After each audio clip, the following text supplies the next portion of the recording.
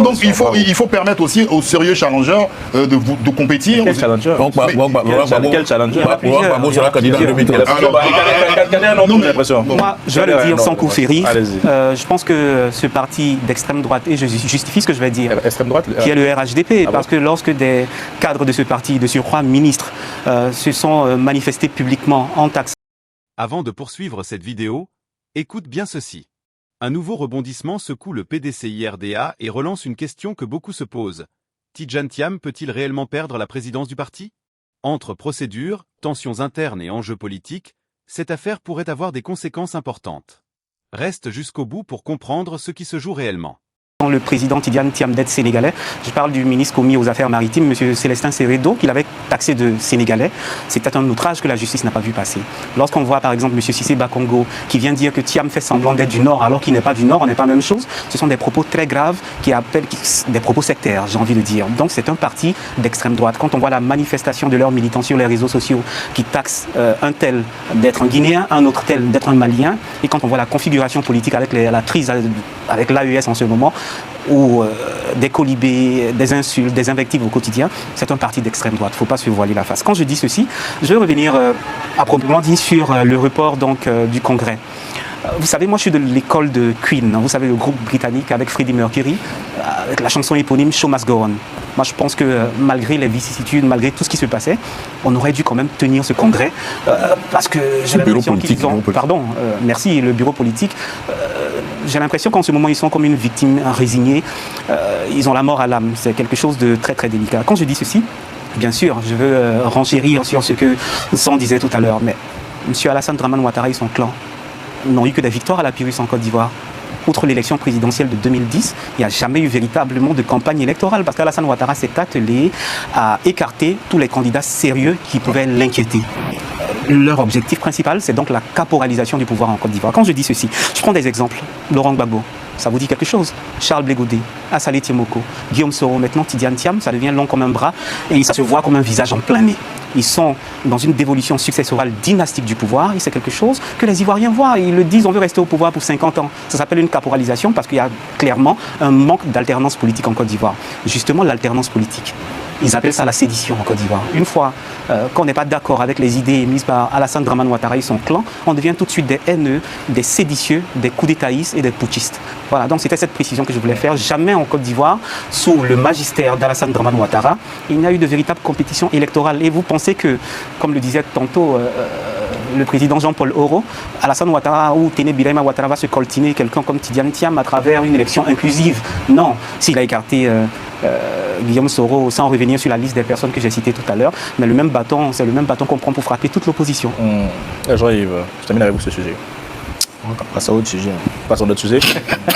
C'est votre jeune poussin qui veut remplir le casque, j'ai l'impression. Mais moi je dis, face à juste profiter de son temps de parole. Non, mon temps de parole, j'ai gardé pour devant. Quand c'est le PDC, vous êtes. Non, mon temps de parole, j'ai gardé pour devant. S'il prend. Tu es en train de l'épuiser là. Regardons ceci. Regardons ceci. On s'en dit non. Avec M. Kader, M. Diarra-Souba, il dit non. Oui, c'est vrai. Il n'y a pas eu véritablement élection inclusive en Côte d'Ivoire. Mais parce qu'il n'y a pas eu élection inclusive là, donc on fait quoi? On dit rien, on fait quoi? Non. Moi je dis, il y a une chose. Pour l'instant, je suis dans cette perspective.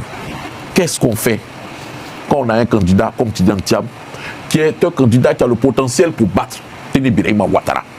Est-ce qu'il reste ici à Paris? Ou à Washington, mais c'est pas où.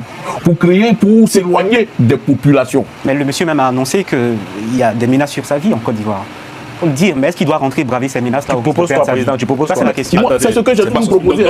Oui, je sais. C'est ce que moi j'ai toujours proposé. Qu'on veut se donner un destin national là. Il y a les risques qui vont avec. Même la case prison? Non, encore. Je ne le lui souhaite pas. Encore qu'il soit accepté en Côte d'Ivoire. Parce que quand je prends le cas qui nous concerne en tout cas, je ne vais pas faire de digression, Génération et Peuple Solidaire. Monsieur Guillaume Soro, bien qu'étant au fait des informations très solides qui menaient à dire qu'on allait attenter à sa vie, à son intégrité physique, a pris le risque quand même de rentrer en Côte d'Ivoire.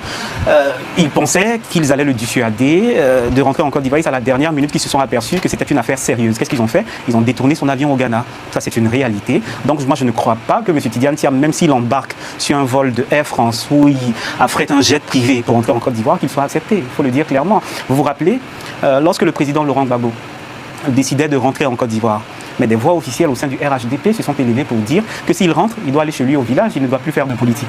Ça, c'était clair. Donc, considérant nonobstant ce fait, il faut le dire tout simplement, ils ne veulent pas voir quelqu'un au pays, en tout cas quelqu'un qui pourrait menacer leur pouvoir, et ça, c'est une réalité. Non, mais là, non, je viens. Le président Laurent Gbagbo est rentré, mais vous savez que la justice en Côte d'Ivoire est inféodée au desiderata du pouvoir Alassane Dramane Ouattara, au nom du principe de la chose. Alors, Gbagbo, il n'a pas de menace pour le président. Donc, on fait rien. Non, moi je pense, Carly, si vous permettez, moi je pense que quand on a un bilan qui parle pour soi, quand on crie à U et à Dia, qu'on a fait des ponts faramineux, des infrastructures pharaoniques, pardon, j'y arrive enfin, mais quand on a un bilan pour soi, il faut laisser les autres compétir tout simplement. C'est un principe démocratique. Vous dites que vous avez la majorité en Côte d'Ivoire, mais ce que vous exercez à travers une dictature, c'est d'empêcher les autres d'être candidats. Mais quand vous êtes majoritaire, quand vous avez la légitimité, quand vous êtes populaire, comme vous le criez... Depuis plusieurs minutes, tu découvres que ce dossier dépasse la personne de Tidjane Thiam. C'est aussi l'avenir du PDCIRDA et son organisation qui sont au cœur des débats. Les arguments avancés par les différentes parties alimentent une confrontation politique et juridique dont l'issue reste très suivie. La suite de cette analyse apporte d'autres éléments essentiels. Laissez les autres compétir tout simplement. Je pense que pour la présidentielle de 2020, où nous sommes tous d'accord, bon enfin, moi je le soutiens mordicus, que M. Alassane Dramane Ouattara ne pouvait pas compétir parce que moi j'étais à l'Assemblée nationale en tant que chargé d'études lorsque ce projet de loi là est arrivé, 48 heures. Ah, c'est intéressant ça. 48 heures. On a travaillé avec les équipes de la présidence de la République de Côte d'Ivoire. Des sites internet ont été dédiés. Vous entendez Marcel Amontano, ancien ministre des Affaires étrangères, qui avait donné tous les exemples. Il était impossible à Alassane Dramane Ouattara de faire un troisième mandat ou un troisième mandat de la Première République. Je ne veux pas maîtriser leur terminologie. Je ne maîtrise même pas leur terminologie, ça ne m'intéresse pas. Le premier mandat de la Troisième République, c'est un truc comme ça, un machin comme ça, j'ai envie de dire. Mais il y avait une impossibilité de faire ça. M. Cissé Bakongo, M. Ouraga Obou, qui sont les pères scripturaux de cette constitution, que n'ont-ils pas dit en mondovision à l'Assemblée nationale? Mais derrière les sages, on considérait que le président pouvait faire... Non, c'est justement un argument dolosif qui avait été utilisé pour tromper les Ivoiriens. Quand je parle de dolosif, vous avez vu que le même discours n'a pas été tenu par l'Élysée. Parce que l'Élysée a estimé, ou pensait, ou s'est fait à dessein, parce que c'était un manque de respect flagrant aux Ivoiriens d'ailleurs, de dire que c'était un cas de force majeure, qui n'est pas une exception constitutionnelle. Il faut le dire clairement. Mais Kader, oui. Depuis c'est un sujet. Oui, on était en même temps dedans, parce que j'ai l'impression qu'on est déjà dedans. Oui. Je dis, depuis combien d'années le président Soro Guillaume connaît le président Ouattara? Depuis combien d'années? Waouh. Ça, c'est une question. Bon, je ne saurais dire depuis combien d'années, mais son parcours est connu. Je vous rappelle que... Je pense qu'ils se connaissent depuis bien des années. Et moi, quand on se rend compte que c'est en 2015-2016, c'est là qu'il y a eu la révision constitutionnelle. Quand on se rend compte que c'est à ce moment-là qu'on peut être trompé parce qu'il est en train de se mettre en place, pour moi, je pense qu'il y a quand même un vice. Si le président Ouattara avait fait la passe, comme le président Soro Guillaume l'attendait, je pense qu'il n'allait jamais parler de ce qui se passait en Côte d'Ivoire. Parce que j'ai eu à entendre aussi beaucoup de choses. On dit que, comme vous le dites, bon, je vais poser l'action directement. Depuis combien d'années vous estimez que le président et le régime Ouattara, c'est-à-dire que les Ivoiriens sont dans les difficultés avec le régime Ouattara? Depuis combien d'années Moi, je vous sais très pertinent parce que je suis l'émission et très cultivé d'ailleurs. Je vous invite, vous tous, même mon oncle le président Jean-Paul Auro, je vous invite d'ailleurs à faire un tour parce que sur la page Facebook du président Guillaume Soro, il y avait des tribunes qu'on appelait Trop et toujours trop. Voilà. Dans cette tribune, il dénonçait ce genre de fait-là déjà. Ça a créé une forme de tension entre lui et le pouvoir. Donc vous ne pouvez pas, parce qu'il n'a pas pris la parole publiquement, en tout cas oralement, pour s'exprimer sur certains sujets, lui imputer le fait qu'il fût resté dans un mutisme. Non, il a dénoncé ce genre de fait. Il a dénoncé quoi? la nouvelle constitution ou le troisième mandat. Il a fait campagne pour la nouvelle constitution. En l'état, nous, on a fait campagne pour cette constitution parce que les termes étaient clairs. Je me rappelle très bien, l'avant-veille du vote référendaire de cette constitution, nous étions à Yamoussoukro et M. Guillaume Soro avait 14 points d'amendement sur cette constitution parce qu'il n'était pas d'accord. 14 points. 14 points d'amendement. Ah bon? J'ai vu la mine des cadres du RHDP ou du RDR à cette période-là qui regardaient Guillaume Soro en chien de faïence parce qu'ils estimaient que lui ne pouvait pas apporter des amendements à un projet conçu par M. Alassane Dramane Ouattara dont on pense que l'intelligence vient des cuisses de Jupiter. Donc, Voilà. Donc il avait apporté des amendements. Point d'orgue de cette scène. Et là, point d'orgue de cette scène, on a un meeting à Boaké. Le président Guillaume Soro dit ceci: cette constitution n'est ni la Bible, ni le Coran, mais c'est un bréviaire dont on peut se servir pour y apporter des améliorations plus tard. Ça c'est clair, ça veut dire qu'il n'était pas d'accord avec tout ce qui était écrit dans cette constitution. Maintenant, Mais qu'est-ce qui posait problème dans cette constitution en fait? Parce que moi je vois pas de problème dans cette constitution. Hein. Si, il y en a tellement. Comme quoi par exemple? Par exemple, puisque je parlais d'argument dolosif tout à l'heure. Ouais. Non, l'argument dolosif arrive après, en 2020. Oui, parce que moi je vois Mais pas est-ce de qu'on n'était problème. pas en train de préparer cet argument dolosif? Vous saviez ça? Vous saviez ça? Non, on l'avait subodoré. Clairement. Pourquoi? C'est nouveau, ça. On l'avait Non, mais subodoré. puisque en fait, on l'avait senti venir. la donc on avait constitution disait qu'il n'y avait pas de commencé à troisième mandat. Hein. En 2016, il n'y avait pas de troisième mandat, il y avait même des affiches. Oui, mais on avait senti ça venir. Oui, tranquillement. je pense que Mamadou On avait Koulibaly ou des gens même comme Afine. Voilà, on avait senti ça venir tranquillement. Le 8 là.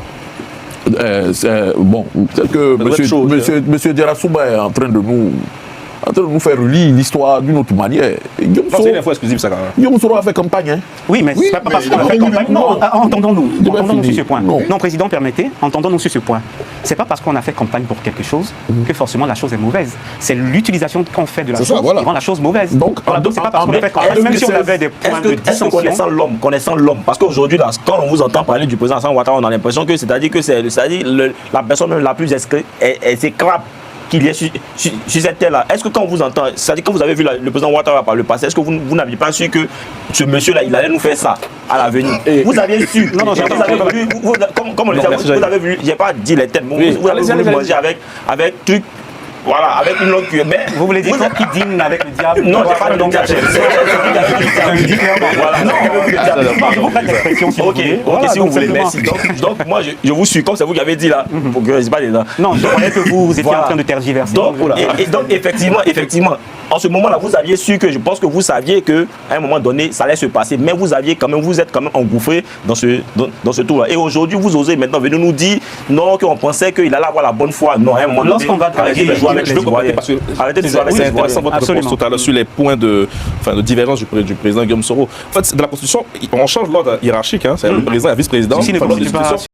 Tu viens de suivre une analyse consacrée à une affaire qui continue de faire réagir en Côte d'Ivoire. Les prochains développements permettront de mieux comprendre les conséquences pour Tidjane Thiam et pour le PDCI-RDA. Quelle est ton analyse? Donne ton avis avec respect dans les commentaires, partage cette vidéo autour de toi et abonne-toi pour suivre toutes nos analyses de l'actualité politique ivoirienne et africaine.